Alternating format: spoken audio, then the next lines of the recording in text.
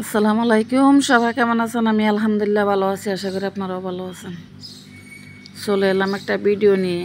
আজকে একটা টিপসও শেয়ার করব আপনাদের সাথে। এরকম আদা সবার ঘরে এনে রাখলে আদাগুলো একদম তাজাই থাকে এবং গাছ উঠতে শুরু করে। তো এগুলাকে একটু ভালো রাখার জন্য, কিছুদিন দীর্ঘদিন রাখার জন্য এরকম দইয়ের পাতিল, মাটির পাতিলগুলা প্রায় দেখা যায়।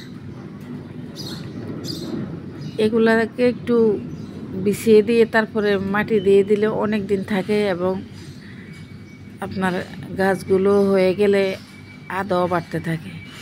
তাহলে বাইরে থেকে কেনার কি দরকার আছে বলুন? দেখতে পাচ্ছেন ছোট ছোট গাছগুলো ধাক্কা দিতে শুরু করেছে। তো আমি বিছিয়ে দিয়ে এরকম একটা ন্যাকড়া দিয়ে ডেকে দিয়ে দিলাম। অবশ্যই উপরে দিয়ে একটু পানি ছিটা দিতে হবে যেন একটু ভিজা ভিজা থাকে। এতটাই উপকারী একটা, এখন আমি আগে করতাম না, এখন আমি করি।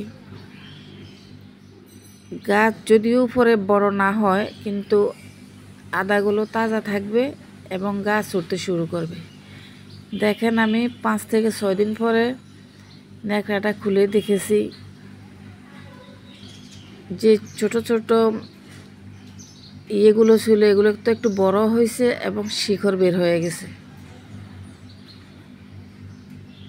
তো শিকড় বের হওয়ার উদ্দেশ্য হলো এটা হলো যে আদাগুলো আমার ভালোর দিকে আছে, এগুলার গাছ হওয়ার সম্ভাবনা আছে।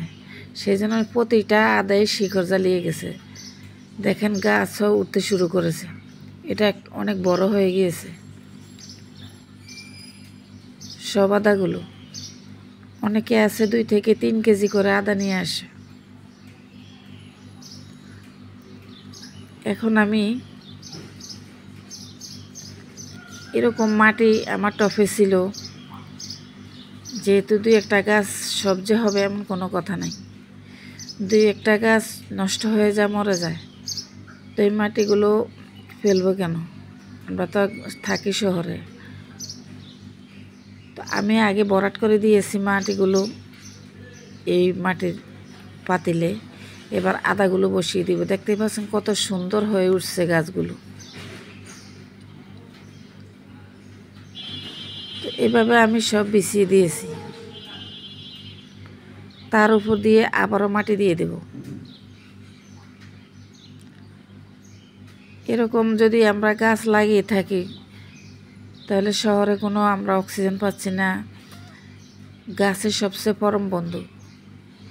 এই যে আমরা কত অনুভব করি গরম, যদি গাছ থাকতো এতটা গরম লাগতো না। তো আমার গাছগুলো যদি বড় না হয়, আদাগুলো বেঁচে গেল একদম তাজা তরতাজা থাকবে। তো আমি ডেকে দিয়ে দিলাম একটু ফলি দিয়ে। এ পর্যন্ত পরে এটা খুলে দেখলাম গাছগুলো একটু একটু বড় হয়ে গিয়েছে। তো এরকম বড় হতেই থাকবে, আপনি আরও যতদিন রাখবেন বড় হতে থাকবে, বারিন্দা পড়ে থাকবে, আপনাদের দেখতেও ভালো লাগবে, এখান থেকে নিয়েও খেতেও পারবেন। তো ভিডিওটা এই পর্যন্ত ছিল। ভালো থাকবেন, সুস্থ থাকবেন, আল্লাহ হাফেজ।